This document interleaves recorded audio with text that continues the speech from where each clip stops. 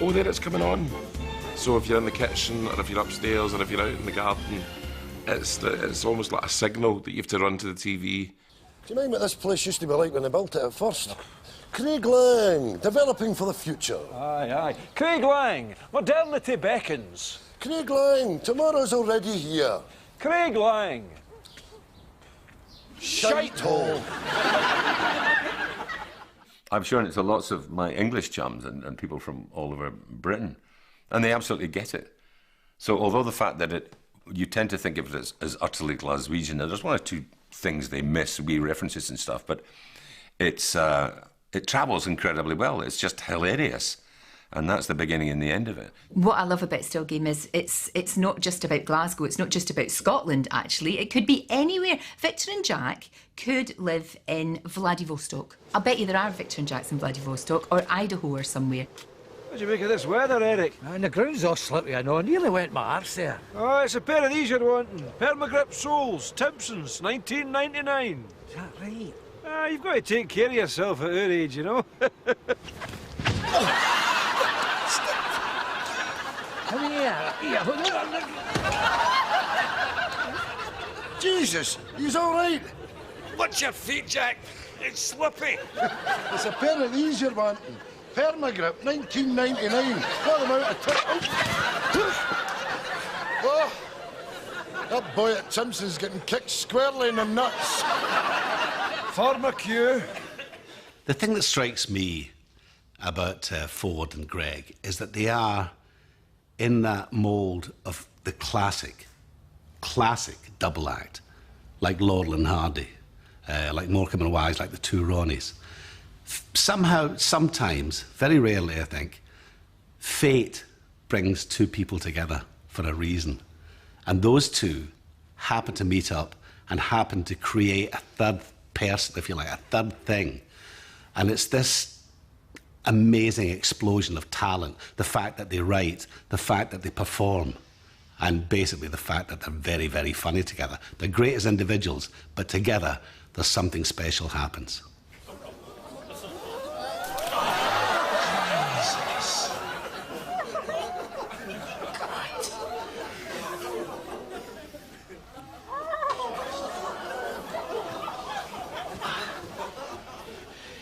Jesus.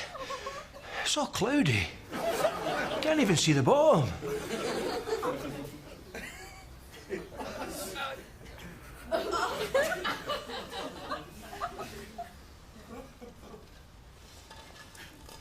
Oh, that's heavy.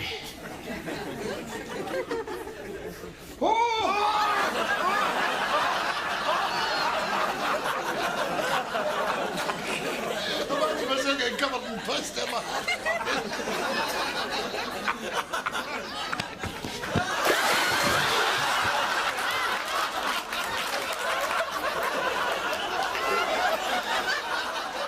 I first became aware of Still Game when my household had a very worn-out VHS copy of the original stage play. Showing my age a bit there. Was a cat saved a woman's life. Something about the gas being left on and the cat fetched the police.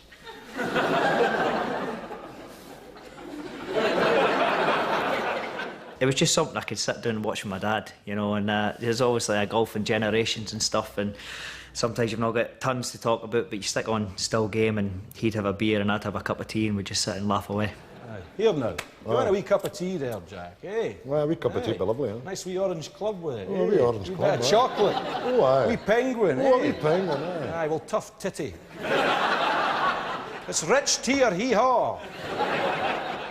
Well, we'd done the show at the Edinburgh Festival, and Karen Corn, who was good enough to give us a venue to do it in, at the end of the run said to us, I can get you to Canada on the back of this. They've got a festival there, and they're willing to take your show for 3 weeks, was it? 3 weeks? Mm-hmm. So we get there. Now, the set only involved a stinking old carpet, a hoover, a horrible old three-piece suite, and a sideboard. That was it, and a box for a television. So we thought we can get most of that over there. We'll be able to pick that up for our props department over there. However, what we'll not be able to get is a hoover, which was a pivotal moment in the show, like the one we had in the show. What are you doing with that? Well, it's all right, it's got wheels on it, there you are. Right, get that plugged in there. Right. You have to remember we were always winding each other up here. we said to Paul, you'll need to bring a Hoover and take it to Canada. And he's went, nah, an old Hoover and an old Hoover Junior all the way to Canada. They don't have Hoovers over there like that. No, they don't have Hoovers like that. We said, you know, you'll never be able to get. They Hoover different over there. They do different. So can you bring yours? So he's right up to the last minute with no idea he was going to show up with a Hoover. We're standing at the airport waiting for him, right there. He turns up. Well, you know the way when you lift him on the stair, comes out the minute. He's up in the line. And to check in. Oh, to check it in, and they wanted to know what it was and where it was going and all that. Oh, his life was a misery. But it wasn't until we landed, we actually got there, and realised we did need the Hoover. The Canadians don't have Hoover Juniors. They don't have them. Say you're going out there, right? And there they are, the wee bastards, right? And they say, right, give your pension book, right? Well, you just give them a wee nip with this. On your way. Right, to me, give us a shot. Wait a minute, I've not a shot of myself. Let me yet. see the thing. No, hold on a minute. Jack, go on and just... Oh, Jesus Christ, Victor, what have I done to you? Oh no, I've killed him, oh Jesus. Be a bloody clown, what are you doing? Oh, you've come back, thank Christ. I thought I'd killed you. Jesus, Jack, what happened to me? Oh, this bloody thing. I didn't realise the voltage was so high.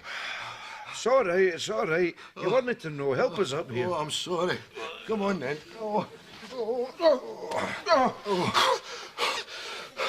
That's a bloody lethal weapon, that. Are you all right? Hi, I'm fine, It's no harm done. Ah, well, give that to me, because I'm going to put it in the bin. All right. There you are.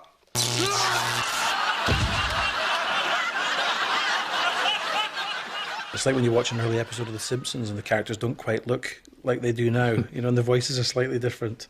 Mine in particular. But there were characters that we always came back to. We always felt very safe doing those characters, you know. They were like a boy in the ocean.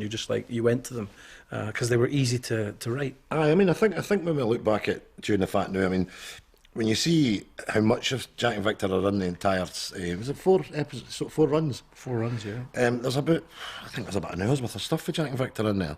So we felt that the best place to always put them is in the pub, and we used to write songs for them that were sort of reminiscent of songs that you would have heard your grandparents singing, sort of pub songs, and that's how they became then popular with us and the fans. But then we brought in Tam's character because we wanted to sound like a barbershop harmony. I never managed it once, but and then we brought Paul into it as well. If you're going to break a heart, be sure to break a fat girl's heart. They're bigger, much bigger. If you're going to ruin someone's life, be sure they're not a scalp. Skinny girls are fine, but when you dump them, they just run and find another. But when you crush a chubby's heart, she remains with all the fatties on the shelf. That shelf is creaky. She remains with all the fatties on the shelf. So it was just a natural step that when we got the chance to do a sitcom, that it was the old guys that we took. What delights do you have on offer from your varied and extensive menu? Pies. Oh, pies. Do you hear that, Jack? They have pies. Oh, that was dandy, because I was getting sick of that lobster thermidor, you know. When was the last time we had pies, Jack? Yesterday. Och, well, pies it is then. 2 pies as they come. Yes, as per usual. Frozen in the middle and red hot round the outside. Irresistible. Tam, could you go a pie? Aye, a pie, aye. Aye. We'll come back tomorrow and get it out of there. There's a joke, actually. There's a joke that sums up actors perfectly. And it's, how many actors does it take to change a light bulb? 2. One to change the bulb, and the other one to say, I could have done that.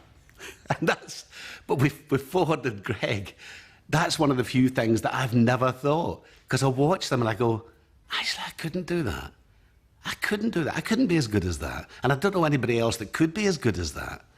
I think the performances are exceptional. So you 2 are brothers? Oh, yeah, brothers, aye. Yes, of course, Jack's a couple of years older than me. Don't start with your lies, Victor. He's actually 2 years older than I am. So are you retired, both of you? Oh, yes. We sold our business. Oh, what sort of business did you have? Beetroot. Jack. Sending it all over the world. You'd be surprised how lucrative it is. And of course we sold the business, then we split it right down the middle, you know. I'm good to myself, I don't mind telling you that, and I have been. Yeah. I was a little bit shrewder with my money. I invested it and tripled it in a year. Very clever man, my older brother. And sadly my wife died, but she was independently wealthy, you see, so that brought me right back up on a par financially with Victor again. Then, unfortunately, my wife died, and she left me enough to race away back in front again with Jack. I think what's great as well is there's a real community spirit, something perhaps that a lot of communities maybe don't have anymore. It's that thing of everybody looking out for one another, and I think that's what makes it so incredibly real. I mean, all of these characters, and it doesn't matter if it's a character who's got a walk-on part and says one line, they're all absolutely true. It gives me great pleasure to be here today. Oh, it does, Nate. With great admiration, I've watched the community of Craiglang grow and flourish. No, you have, Nate. My father grew up here in Craiglang, and he always had the greatest respect for his home. No, he didn't. And I only wish that he could be here today to see this. No, you don't. I'm sure that he would join me in congratulating Craiglang today as we open this wonderful facility. For this building is a magnificent addition to a caring, thriving, forward-thinking community. No, it isn't. You know, the other characters, you know, we're rooting for people that we ostensibly don't like as well.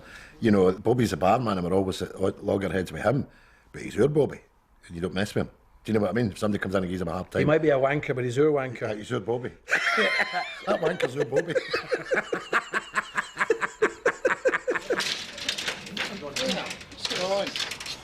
This bastard, when it's done you can't get it up, when it's up you can't get it done. I'd have thought you were a bit young for the old Viagra, Bobby. Shut up. Right, Bobby, out the road.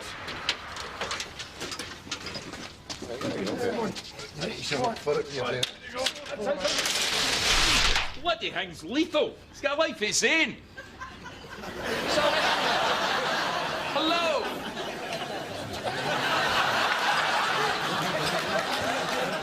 I was kind of mucking about on YouTube and actually typed in the Still Game thing, and it had a compilation of all these entrances that that Ford and Greg would make to the pub, and have a Bobby the barman would have a pop at them, and every single time, and it was a compilation. Every single time they would come in and sort of be like, oh here they are, you know, sort of Morecambe Wise, and boom, boom, boom, to put them down.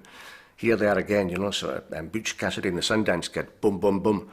And it was very, very funny. I mean, and it kind of sort of just reminded you as to why it is so hugely popular. Oh, here they come, Abbott and Costello. You're putting the beef on, Jack. That's right. Every time I shag your wife, she makes me a sandwich. Oh, look who it is. Phyllis and Dilla. That's got to be the worst yet, you tosspot. Because Phyllis Dilla's one person, no two. Normally when we come in, Bobby, you go, look, it's Batman and Robin, or Laurel and Hardy, you know, double acts. What you said there's like saying, look, it's Frank and Sinatra. Aye, or Bob and Hope, but that's your pattern. Aye, knock your cell out, son, eh? Look, Jack, it's Lawrence Llewellyn Bowen. This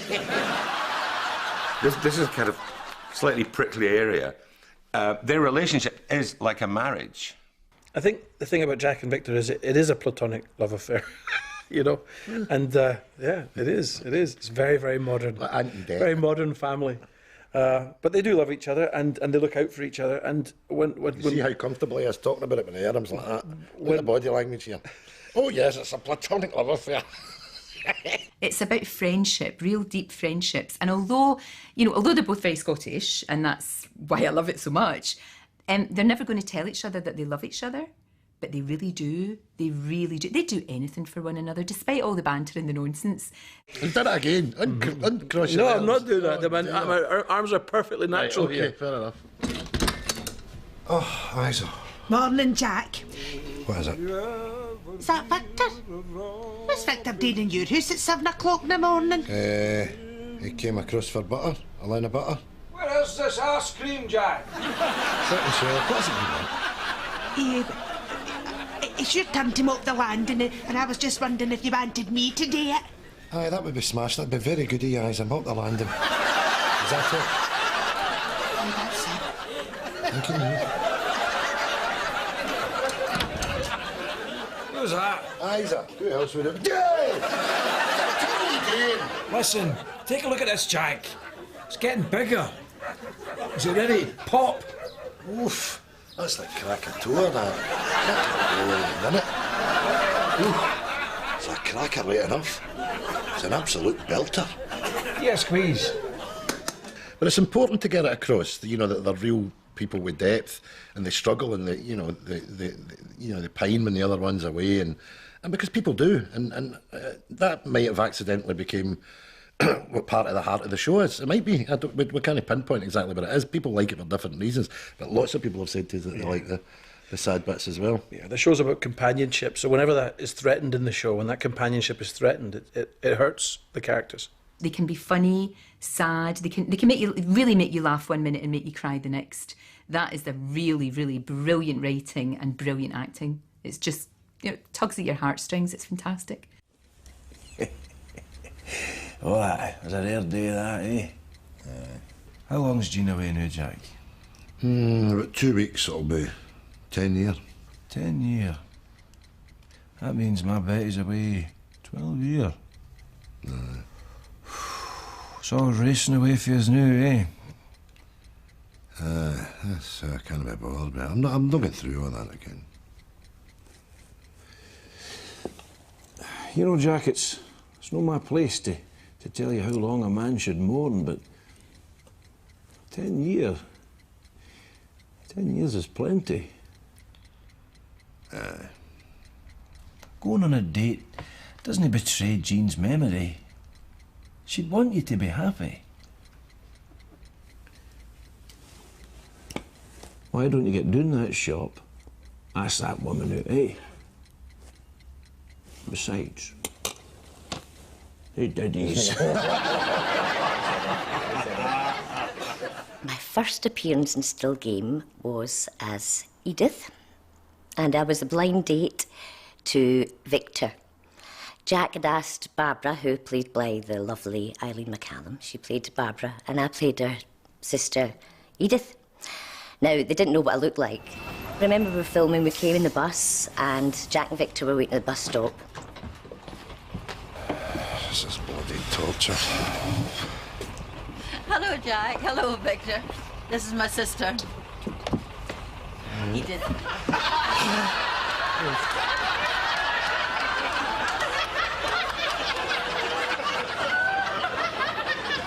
Hello, lads. Hi, Winston. Oh, hello, ladies. I'm Winston. Oh, hello, Winston. You still there? Aye.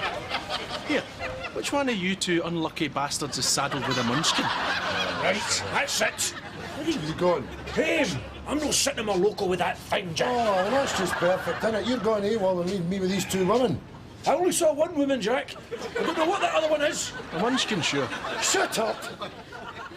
Once you've established all these characters as fully blown characters, then when you start to embark on writing a new show, you say, well, let's say, for instance, somebody showed up with a big red nose. You're writing immediately because you know exactly how these characters are going to react to that. Isa would be away telling everybody, oh, there's a man there, you want to see this man's nose, honest to God. And Winston and Tam could not avoid talking about it or pointing at it. Bobby would probably drop a bottle when he's seen it for the very first time. You're off in one because you know how the community would react to this thing happening. Victor, Jack, what are you staying in at this time? Well, we're out with a couple of friends if it was any of your bloody business. And by the way, while I'm at it, when are you letting Winston back in? When he apologises. Aren't you going to introduce me? No, certainly. Barbara. Hello. Hello, Barbara. And Edith. Victor. Hello.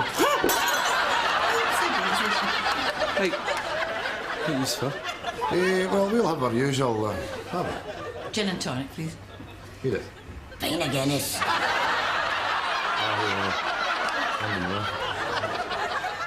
So after the date, they go away and they go to the bus stop to go home. And Barbara, Eileen McCallum, she kisses Jack, and then my character Edith goes to kiss Greg. See you soon then, Jack. There we are, good night. That's what everybody mentions, actually. That's how clever they are. They say, I love that bit when he grabs your head and he goes like that, or then shoves you on the bus. It's brilliant. So I just remember that. That was just so funny, really funny. The one scene I was ever in Still Game was I was playing a character called Martin, and it's a 30-second, 40-second scene, and his mother has bought Empire biscuits instead of snowballs, and he loses the rag. I'm not wanting an Empire biscuit, I'm wanting a snowball. No snowballs? Nah. You stupid. Oh, cow! Relax, Martin. You've got an Empire biscuit. I'm not wanting an Empire biscuit. I'm wanting a snowball. Taxi!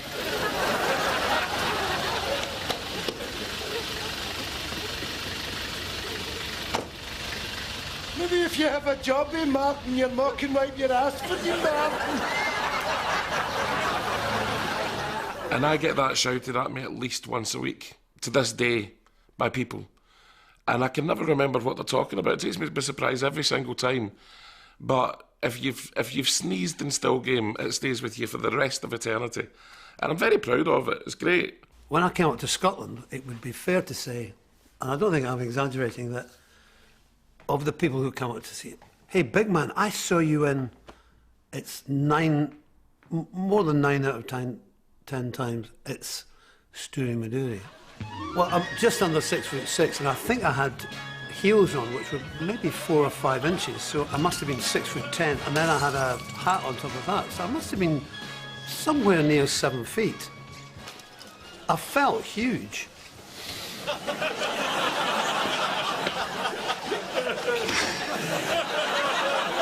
It's smashing your hearing. No bother, Victor. A couple of things. People remember that throwing the thing out the window, going at the nets. They remember the drink. And they also remember, and thank you for this, boys, they remember the 18-inch pile of shite in the toilet. So it would be fair to say, yes, it's followed me around, in some senses, like a bad smell. Come here. What is it, Isa? Victor, it's in there. It's in there. Calm down, Isa. Look. What was supposed to be, look? Oh, yeah. That big innocent, done that. Dirty big bastard. He must have had to have stood up to get his cellar for that. What am I going to do? I can't have that. Bar it with a loo brush. Break it into bits. Oh, harpic or domestic, burn it to death. Domestic. One of the main things I love about it is the fact that lines are crossed very often, and I love that. I love it. Because what is also obvious and evident is that underneath that kind of broad, very broad, over-the-line humour, they're decent people. I mean, a lot of the characters we've got are based on people. Mine's is my Uncle Barney, Greg's is his grandfather Sammy, Tam is based on a friend of mine, Martin, I'll say his surname, Kane, who's very miserable. But, you know, so we're just drawing for people that we know and, you know, planting it on the other people. 300, not a halfpenny less. Right, Tam, you heard the man. 300 quid. I've got him out of barrel here. I'm the only bidder. I'll say 150. You hell, you miserable bastard. You listen to me. This is your chance to do the right thing. Be generous. The car's worth 300. You've got that in your pocket. Now give Victor his money.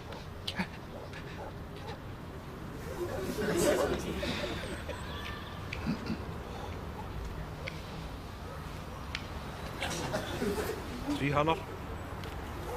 Thanking you.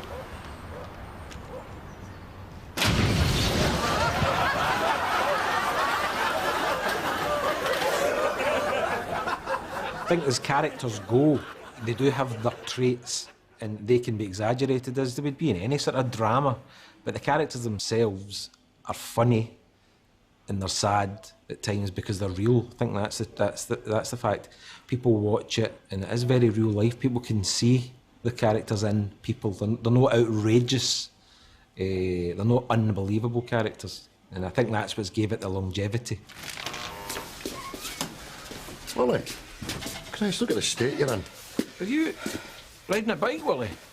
Aye, it's a gift from my girlfriend. Aye, we saw the pair of yous down at the cafe, aye. Chris, she's half your age, man. Are you no a bit old for a bike, Willie? Nonsense. She got me a bike, keep me fit. Keep you fit for what? Oh, you're not actually. Absolutely none of your business. What a thing to ask. I would never discuss anything personal like that. Any condoms, Navi? He's laughing at it. Oh, nothing. Sorry, Willie. Ask again. I won't laugh. Condoms. I'm needing condoms.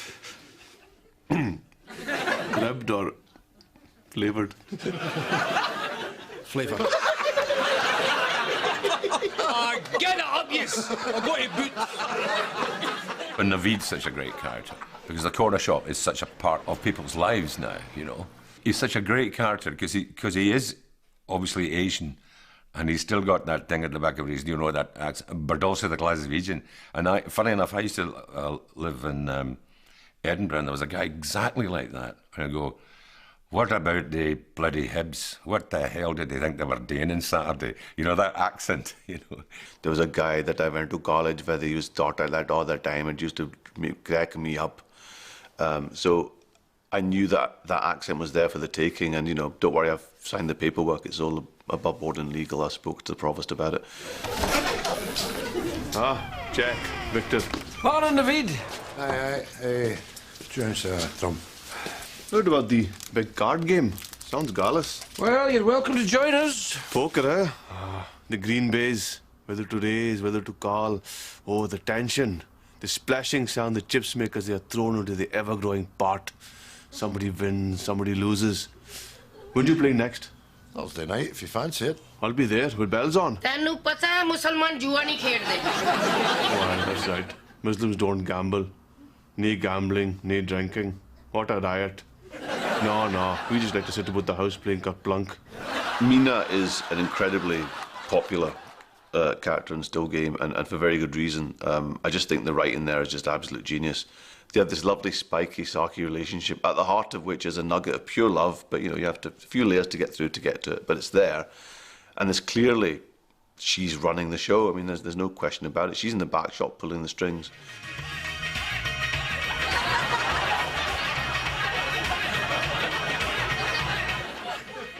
ਪਾਗਲਾ ਮੈਂ ਤੈਨੂੰ ਵੇਖ ਰਹੀ ਹਾਂ ਡੱਬੇ ਵਾਲੀ machine ਵਿੱਚ Have a good scratch, Mina. You just got it because I got all the moves, huh? ਆਹੋ ਤੂੰ ਕਰ ਸਕਣਾ ਹੈ ਮੇਰੀ ਕੱਚੀ ਵੀ ਟੱਲੀਆਂ ਮਾਰਦੀ ਪਈ ਹੈ Aye, just because you can't dance your back, go. The essence of comedy, of course, as we all know, is things going wrong. Just like the essence of drama is conflict. I mean, you cannot make a good drama about a happily married couple with 3 lovely children living in Surrey. That ain't a drama. And almost all really good comedy is about, well, A, things going wrong, but also dysfunctional families. And it occurred to me watching Still Game the other day that Craig Lang is essentially a hilariously dysfunctional community. The writing is very clever, and one of the biggest laughs that we had, because we, you know, as the cast, we would go to the audience screenings where they would record the laughter track, and I know for a fact that they've had to. It's one of the few occasions where they've had to actually reduce the laughter and actually have it dip under because there was too much laughter. And one of the biggest sort of roller coaster laughs I experienced was the episode where Winston wins the 30 or the 40 grand from Stevie the Bookie. That's 33 grand! You're up 500 quid! Thank you, Stevie. Thank you for keeping my money warm. Now get into that safe and get me paid. Look at you, Stevie. You're actually thinking about doing it again, aren't you? Doing a runner. What are you going to do this time? Cut your balls off and come back as your sister? Get me paid.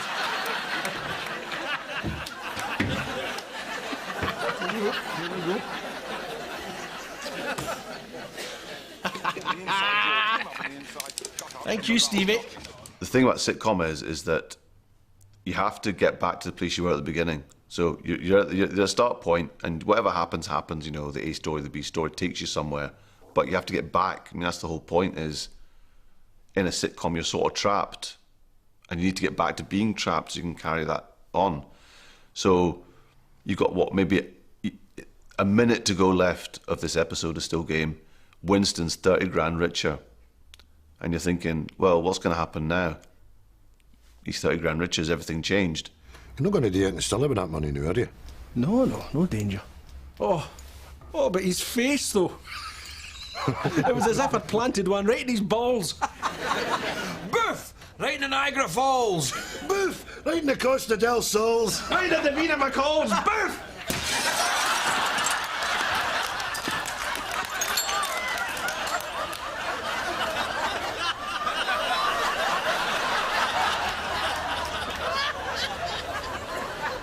But in the space of a minute, he's lost his leg and he's lost the 30 grand. That's a beautiful example, as well as the A story being the money, the B story being Winston's legs, just tying in a big, fat, lovely knot. It's been for 40 years as well, but the two of us have our favourite sitcoms, and our preference for sitcoms tend to be ensemble pieces, things like Cheers, or something like Seinfeld, where the guy in the middle is like the satellite and everything else moves around about him, you know? Shows like that, they just grow out organically for the audience as well, I think, you know? And everybody has a favourite character, as do we. And that's kind of a fun show to write. It's a much more fun show to write than a show that the audience are only interested in one or two characters, and then if you do a subplot with another character, they're not so keen on it because they're not invested in it. But the audience is invested in Bobby and Isa and Winston, and we can give them the ball to run with it, and run with it they do.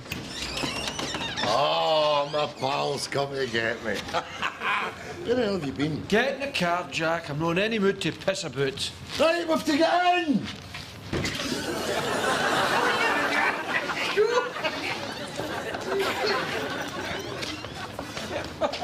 Wait a bloody minute.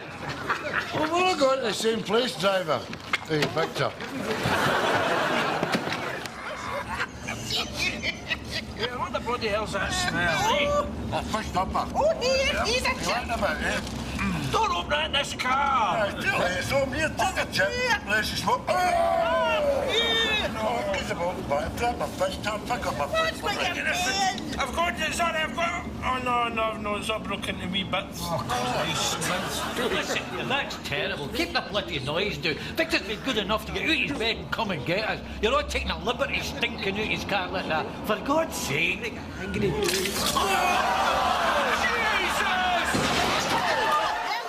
I think one of the main strengths is that it is a team effort. All of us together make the show. And everybody's got different favourite characters. Some people will say, oh, I love Isa, she's just like my next door neighbour, or I love Naveed, or I love Tam, whoever. And I think the boys have been generous in that they don't always write themselves the best lines. Sometimes some of my favourite lines are other people's, and it's, you know, a lot of writers wouldn't do that. They would keep all the best lines for themselves. It wasn't really always about generosity, though, because Ford and I had a lot of hangovers during those shows, and it was always good to get the other cast members to take the bulk of the weight of the episode and carry us. And I remember one time there was an episode that was 27 minutes long, and Colin Gilbert came to us and went, you need 2 minutes. And we were like, well, I'm not writing a new piece to learn for 2 minutes. And we got Jane McCarry and we wrote her a monologue in the lift, and it's that scene from the lift where she guesses where Jack and Victor are going to go just by the way they're dressed, and we don't say a word. And we gave it to Jane half an hour before we filmed it. Went, that's going in, love, in about half an hour. So if you could learn that. And she went, fine. And she learned it and did it in one take. One take. That's what she's like. Oh, look at you two. Oh, done up smart. Nice jackets. Where you's gone? Oh, you're not going to the Klansman, no turned out like that. Must be somewhere good, eh? Somewhere special. Eh? What would that be? What would the reason be? A wedding? No, it's not a wedding. You'd have buttonholes on for a wedding. It's no a funeral cause of the tie. And it's no a court case. I'd have heard about that one. It's a day out somewhere.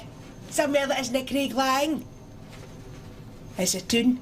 It's a tune, isn't it? I know where you're going. But why? Are you celebrating something? Your birthday? No. Two old pals going into the tune. Two old pals celebrating Celebrating, celebrating just being old pals. That's it, isn't it? An anniversary. That's it, isn't it?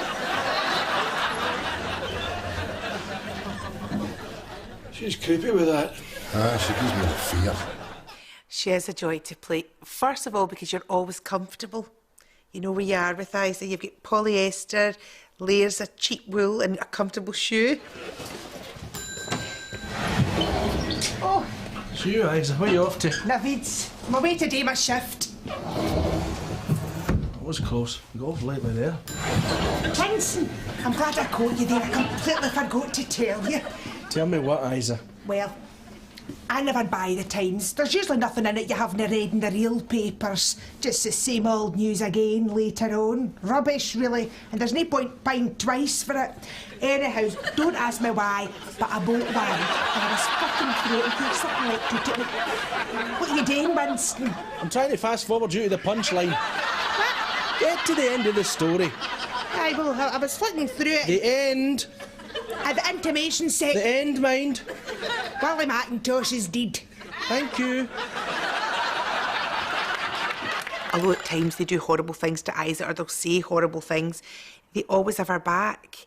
You know, they decorated her flat for her. They, you know, when she was trying to get rid of Harry, Winston, who doesn't have a great deal of time for Isa, still came and looked after Isa, pretended to go to bed with her and everything, which is one of my favourite scenes. Because when we were filming it, we had to do about 20 takes because we kept laughing. Then he fell out the bed and hit his head. Isa, sweetheart.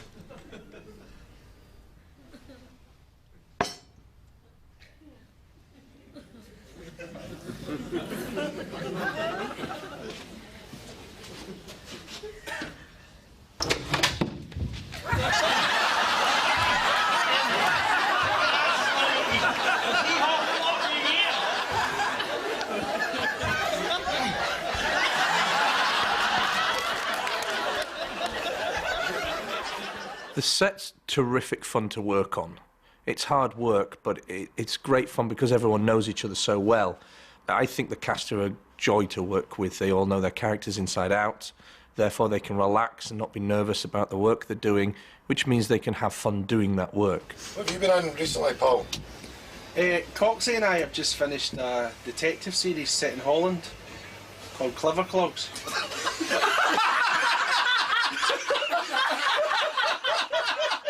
When we were filming Taggart, a lot of the same crew would finish Taggart and go and work on Still Game.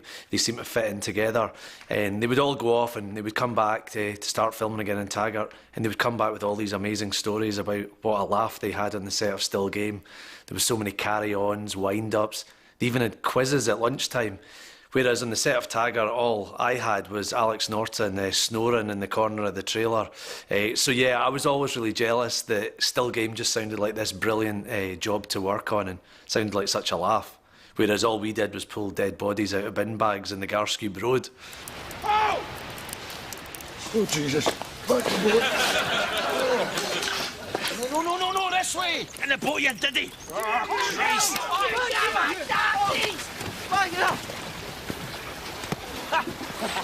Yous are dead.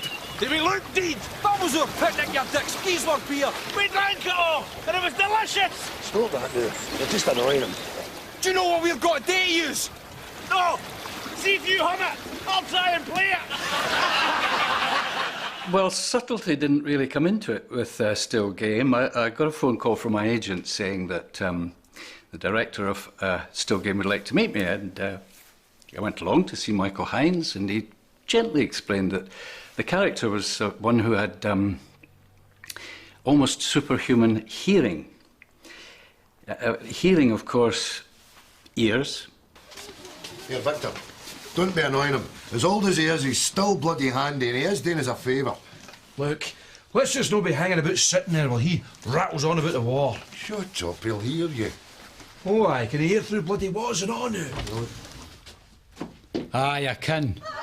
Jack, Victor, what can I do for you? But when I was about 17, a casting director in London said to me, "Aye, my dear boy, you will get nowhere in this business if you don't have your ears pinned back. Fortunately, I didn't pay any attention to that, because if I had, I would never have been in Still Game. Never been Shug the Lug. So, of course, I turn up at makeup and wardrobe on the first day. The wardrobe is not very complicated. Makeup, I thought, well, I'm one of the oldest people in the show. Most of the other guys are aging up. I'm playing my own age, so they maybe just have to put a few wee lines on me. And then suddenly Julie Doric Keenan comes out with a huge pair of rubber ears. Ignominy. As if they're not big enough, they're going to put rubber ears on as well. Oh, Jamie. But there's a box in makeup at the comedy unit that just says Shugs Lugs. I think that's rather nice. Shuggy! Whoa, what you doing? What you doing? I'm going to come over and blow the tits off us about Tobruk. Right enough, prick.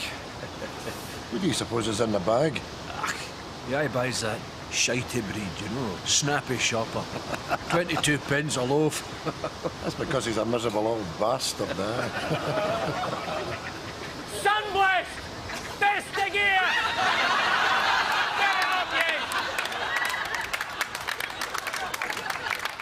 My favourite episode, or to be better, my favourite moment of Still Game is Winston's accumulator. You know, and he's having the thing with Stevie the bookie, and it's constantly going on and coming in, and he's winding up, and it's just the moment when he comes in the bookies and it's just coming up.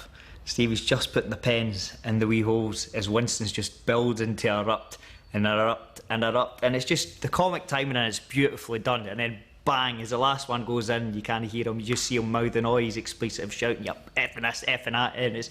You hate it when I win and you love it when I lose. That's right. Money flows into your till all day, Stevie, but that's not enough, is it? With my money, you have to gloat. A gloating bookie. I mean, that's unheard of in the bookie world. You must be the worst bookie in Britain. You why, Stevie boy, one day I'm going to win. And I'm going to win big, and then you'll be gutted. In fact, you'll be beyond gutted, and then I'll be the one who's gloating. And boy, can I gloat, Stevie boy. You want to see me when I start gloating? You clot, you hopper, you dunderhead. You and this bookie's underwater. It's a standout moment for me. The thing we haven't mentioned is how beautifully written it is. And how two guys who, I think when they started, they must have been in their early 30s, right, in their late 20s. And actually, they quite sweetly asked me to write the intro to the book. And I said, how can two guys that age write so beautifully about a couple of grave dodgers, as they would call them, grave dodgers? How do they do that? And I can't think of anyone else who's done it. Feeble. We're getting feeble. That's a word for it. First the body goes, then the mind. I mean, imagine not being able to catch a rolling flask, for God's sake. Didn't beat yourself up, Jack. It's no your fault. I'm the dafty that's shoved it off the shelf. I mean, take yesterday, for instance, lads, you know. 20 minutes it took me to open a can of bloody peas. I couldn't do it. I've ended up making a tiny wee hole and getting them out pea by pea. That's hee-haw. Wait till you see this. The man's should just spring back. But I've timed it. 15 full minutes for that to resettle. Put your finger in there. Indeed I will not put my finger in your bloody leg. It's such a brave thing to do. And you can imagine the pitch. Imagine, right, you're the guy who puts stuff on BBC telly. A great idea, right? A couple of 32-year-old guys are going to dress up and behave like a couple of guys in their mid-70s. It'll be hilarious. You'll be going, uh-huh. The good thing about the fact that it's young people playing old people is that there's a big, long lifespan to the show. So if you look at Dad's Army, where most of the cast probably started out in their late 60s, you've maybe got 5-6 good years before people get too old. Ford and Greg started this when I think they were probably late 30s, early 40s. They could make this for 40 years and still look the same and just use less makeup each year. Oh! Says nae ball games. Can you not read? Shut up, you old dick.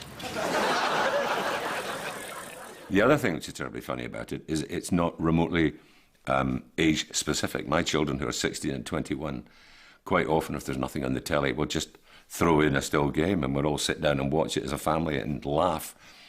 till our sides hurt, despite the fact we've all seen it about 17 times, you know.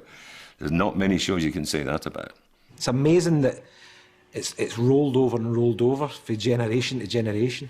People talk about, somebody said to me, their dad handed them down his DVDs. as if it was, you needed it to survive. My bit of advice that I'd always say to MD though, whenever they find one of these still game repeats, or, fingers crossed, if you go and watch a new series, is if you're recording it, always record the programme after it as well, right? Now, I don't care if it's Miranda or Citizen Kane or something like that, you don't need to watch it, but always record the programme after it, because the amount of times I've been sat there, episode is nearly finished, and up come the credits at the end, and you think to yourself, still got that wee magic bit to go at the end, the very, very end. Can't wait now, it's nearly there. Boom. End of recording, right up across the screen. It is the most annoying thing in the world. And you think, what was that last wee bit going to be? Because it's always a gem, you know. Paula was in Still Game. She played Frances, my wife's sister. And she was interested in me in that way, you know. And I too was very interested in her. Very attractive woman, Dorothy Paul. When I was offered this part, I was absolutely thrilled. Imagine being offered the part of the romantic interest. Me, eh?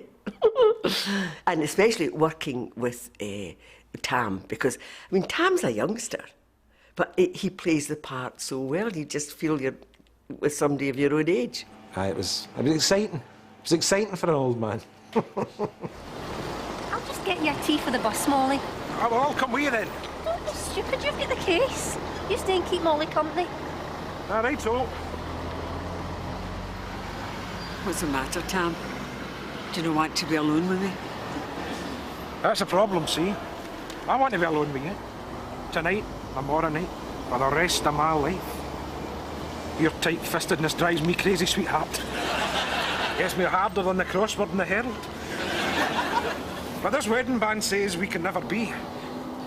I'm married to your sister, Molly.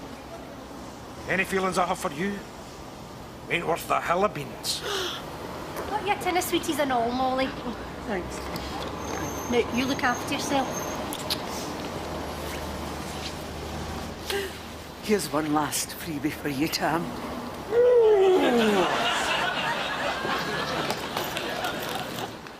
I loved an episode that was with Mark Costello and I think it was called Seconds Out, and it's a girl moves into the area with a pizzeria and we both are fighting for her attention basically and trying to get fit and stuff, and Bobby's useless as always and useless in love as always, but does his best to win this girl over, only to find out that Jim Watt is her father.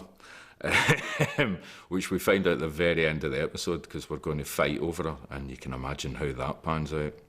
So they sent a script through, and true enough, it was an old, worn-out retired boxer. They'd written the pattern, but it was myself. I had to play myself in it. So I thought, well, surely I can manage that. In my acting debut, I can play myself. So I did that. And, you know, it's one of the best decisions I've ever made. It was great fun. The whole experience was terrific. I loved every bit of it. The cast were terrific, you know, and everything about it. I thoroughly enjoyed it. Now, these two fighters are going to battle it out over 3 rounds to settle an argument to find out who gets to take out some wee lassie. Now, they're not professionals, as you'll soon realise, but I tell you, she must be some bit of stuff if these two fellas are willing to go toe-to-toe for her. She's got great tits. And after this fight, they're going to be my tits. Now, are you boys sure you want to do this? Listen, Jim. If you'd seen this bit of gear, you'd pull the gloves on and all. Don't take our word for it, Jim. There she's there. Look, would you no walk out broken glass for a half hour with that, eh? Stacey. Hello, Dad. Hi, Stacey.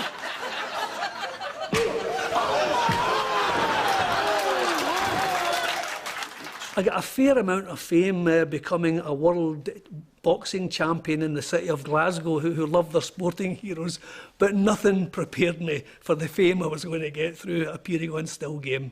There is one thing that we should say, though, that we were away for 7 years. And there are loads of rumours about how we'd fell out and all the rest of it. And we come back after 7 years having absolutely no earthly idea whether we'd be wanted back. And the audience just completely embraced the fact that we were back and just jumped all over us. That's a fantastic feeling, isn't it? Oh, it's absolutely fantastic. It's great. I mean, you know, 7 years would have killed any other show. Still Game fans are amazing, absolutely amazing. We got the tattoos because I'm a massive fan of Still Game. Yeah, I did go through 6 hours of pain to get these tattoos, but it was well worth it. I mean, what better way to honour Still Game than to get Jack and Victor onto my thighs? Even still to this day, my wife doesn't even know how much I paid for them. Question 1 is, what is Tam's wife called? Still Game's the best Scottish comedy that's ever been created. Question 2. It makes me feel pretty nostalgic thinking back to when I was younger growing up with Still Game. What's an excellent show. It's brilliant. It's just Glasgow humour. It's absolutely brilliant. What about you? Typical Scottish humour. Everybody in Scotland just gets it. Yeah, It's not even been on for a few years, and yet, like, any time it's on BBC One, everybody's like, right, that's what I'm watching. It's hilarious. Facebook newsfeed is just full of like Still Game's brilliant.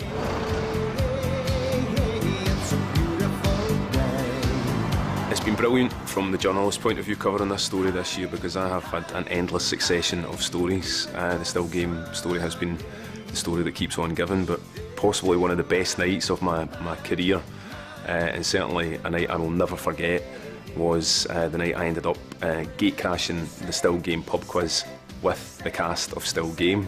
Ford Kiernan had got some t-shirts printed, Still Game 2014, so we all put them on and headed off down Sauchiehall Street.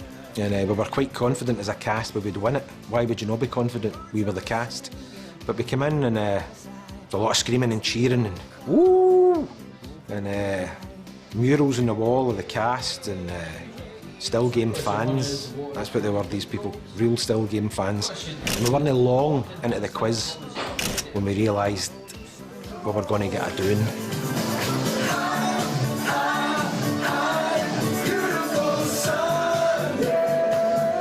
It was a pretty mental night. By the end of it, everyone was up dancing down the slosh. Ford Keenan was in the sound booth singing. It was a mental night, and one we won't forget. Whoa, my, it's a beautiful day. Hey, come on. The fantastic thing about the way these dates were extended, you know, they were extended from September into October, and then they were extended back the way, you know, at the start of the run. Because the demand was so high, was that they knocked U2 out of playing at the Hydro. So one of the world's biggest rock bands were stymied by Still Game. They were knocked out of playing this enormous venue in a big showpiece concert by two old men in their flat caps. It's fantastic.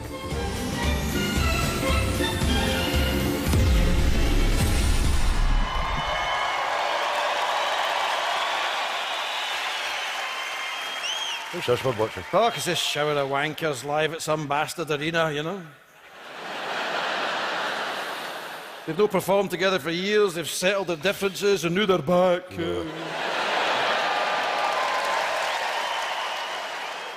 Back to wring the last bit of sweetness out of for cold hard cash, eh? They must think we're daft. Only a mug would pay to see a bunch of pensioners staggering about the stage, you know. Monty Python. Aye. That's what we're really humbled about, the fact that the audience have been so faithful to us and continue to be. It was the biggest and greatest affirmation we could have ever hoped for. But it also told us, and we discovered about the show, that we could go 7 years without having to see or speak to each other. Aye. So I'll see you in 7 years, you get. Yeah, thanks very much. Shake my hand. One small step for a one-legged man. One giant leap for Craig Lang! We're back!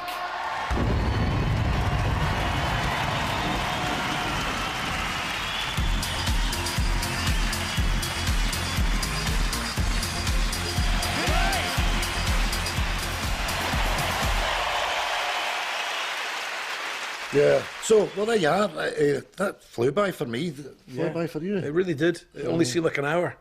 So nothing left for us, nothing left for us to do except to say, listen, enjoy 2015 and get one or two down your neck. Very happy New Year to you. Happy New Year to you. Oh, the slosh. I love the slosh. Watch my bag, Tam.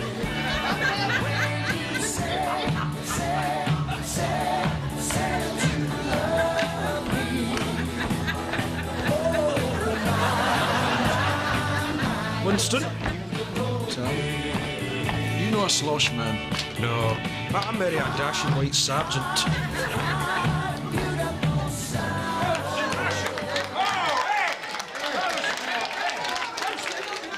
You're saying happy 2015. What if they repeat it next year?